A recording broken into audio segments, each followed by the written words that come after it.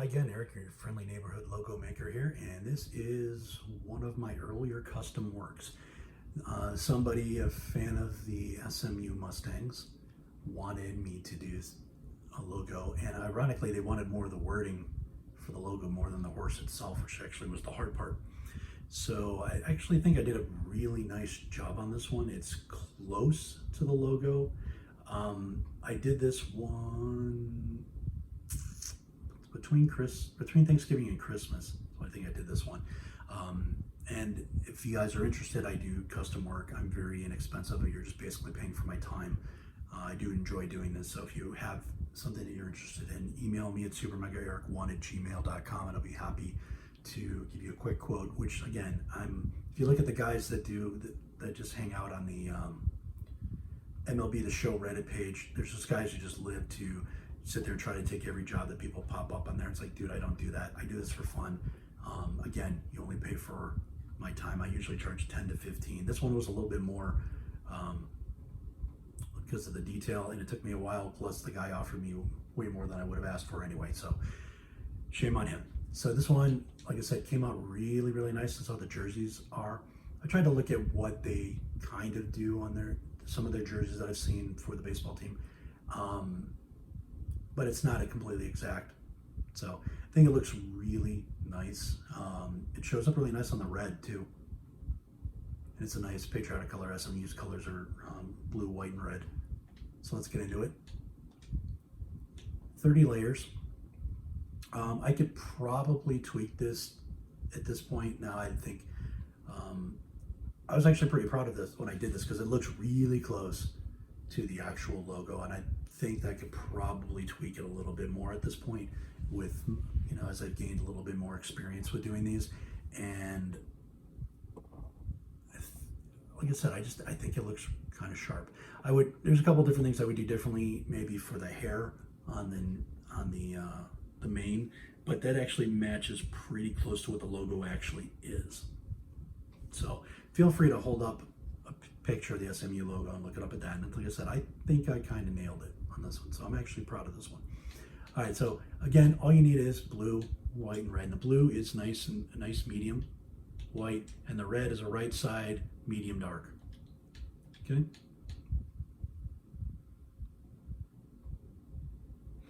All right, do a square. You don't have to. You could actually do this as a patch if you wanted to, but I would recommend, if you're going to do that, do the entire logo the way I do it.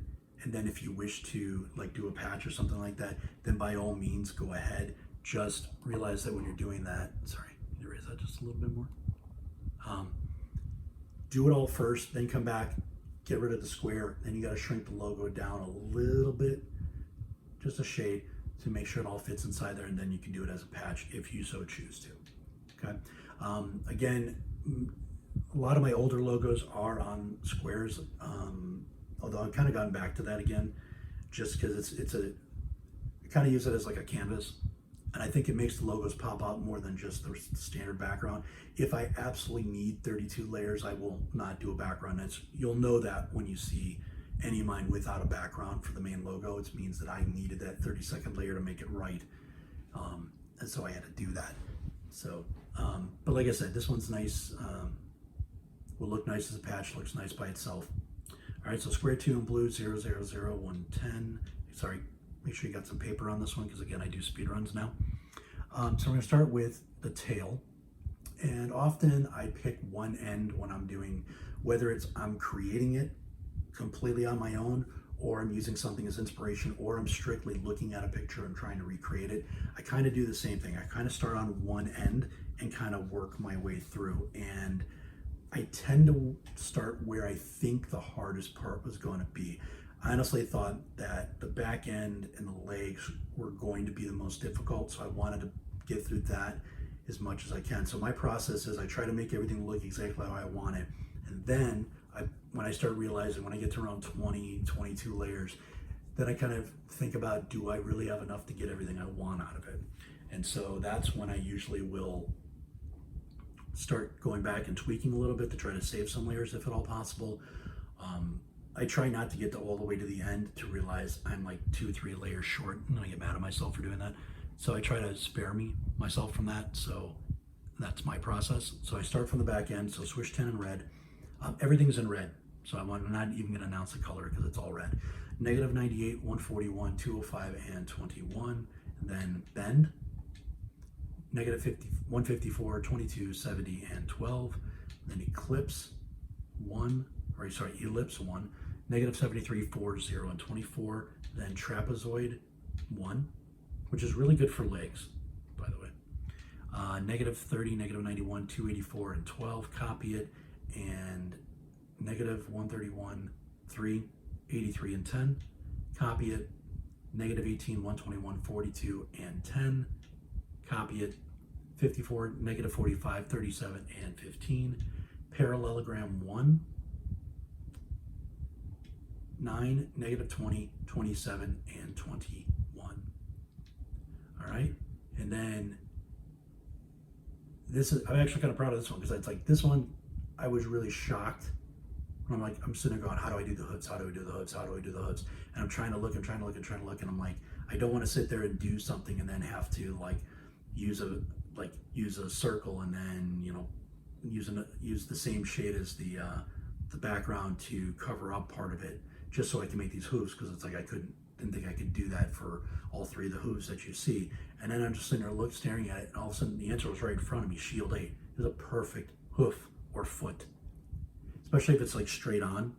Shield 8 is perfect because it's like if you look at a shoe straight on, and this is how nerdy I am. I literally have done this when I'm trying to figure out how to make certain shapes. Like if I'm sitting there, I need a foot, so I take a shoe and I'll look at it from different sides to try to see what do I have that I can make this with, and this one works out perfectly. So if you take notes on these things, definitely put that one in your notes. Great for hooves, great for feet. Shield 8.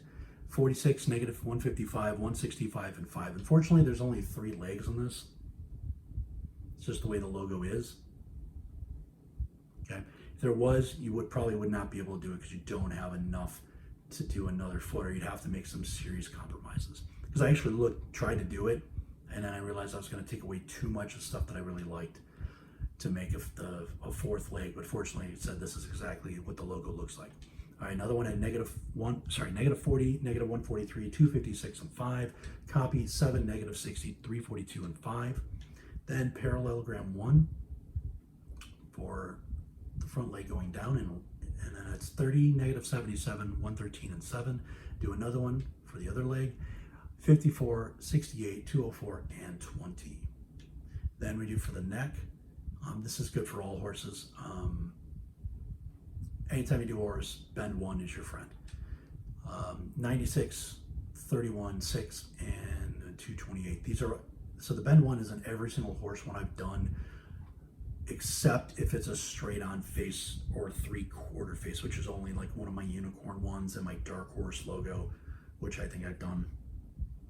I haven't done that one yet. So if it's a straight on face, then you won't need it. But if it's a strictly side one, then bend 1 should definitely your friend. So 96, 31, 6, and 28. Rectangle 1 to finish off the nose. And if you notice, it's not straight on. I put it on, angle it just a shade. So it's 198, 17, 42, and 15. Then another rectangle 1. Give the rest of the look of the face. Is 189, 33, 54, and 15. Then half circle, which is pretty standard for any of the ones I do with horses, is for that bottom jaw. And that's at 165, 21, 229, and 12. Then a swish 10 for the ear. 178, 75, 261, and 20. Then ellipse, why do I keep saying that? Ellipse 3. Thinking about that because there was an eclipse the other day, probably. All right. So I chose this one because it just made it arm look a little beefier. 79, negative 24, 239, and 17. Then a triangle 3. I needed to fill a gap. And to be honest, I could probably take this out and move that ellipse down a shade. Not too much. You can't move the bottom of the leg itself, because that's, if you're trying to be a perfectionist on it, that's the exact position. So, sorry. So then we go to ellipse 1 for the belly, and that's at 11, 0, 13, and 21. And then square 3, and it's square 3 because it gave a little bit of the definition of the butt, had just a little bit of curve too on the edges. And it's negative 87, negative 8, 343, and 17. Then a swish 10, because you know, why not? It's negative 78, negative 78, negative 66, 64, and 16. Parallelogram 4 for that leg. Upper leg, the rear, negative 60, negative 41, 339, and 33. Swish 10, okay, help on the curve on the head. 113, 64, 358, and 29. Swish 10 again. This is more for filler. 46, 28, 340, and 42. You might be able to find something else out. It's just that swish 10 to me is just so versatile. I just kept on using it. And then to get the curve in the back. Now I purposely have it just sticking out a shade so it looks kind of like if there was a small saddle on the horse. Purposely done, okay? Now I look at it, when I'm looking at it through my camera, can't really tell. But when I'm looking at it directly, see that? Okay, it's just like a little bit up. You can even move it up a little bit more if you want to do it like a saddle. And now you can see it on the camera. It's up to you. But it was done, that was a purposeful thing done. And then circle just to fill out the booty a little bit more. Negative 74, 15, 0, and 17. And the last layer, layer 30. Okay, using the ampersands. Font 2, spacing 5, bend, and negative 5. Okay. Okay. So that's the one that they look like.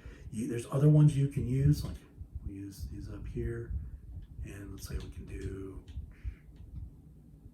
U4. These other one, okay, looks a little, 7 doesn't look too bad too. Okay. But stick with 2. That's, like I said, that just makes it the way it's supposed to be. And then when I did the M, I just did font 14, just to give it something different because I don't use those that often. So there you go, guys. I mean, really, I'm oversimplifying it. This actually took me close to 2 hours just for, because I was trying to do something exact, and again, I was getting paid for it. So I hope you like it. And the next one up is going to be Neptune, which is a patch logo with a little bit, again, a little bit of negative space on that one too. So if you haven't, please like and subscribe. As always, I welcome your comments, both positive and corrective.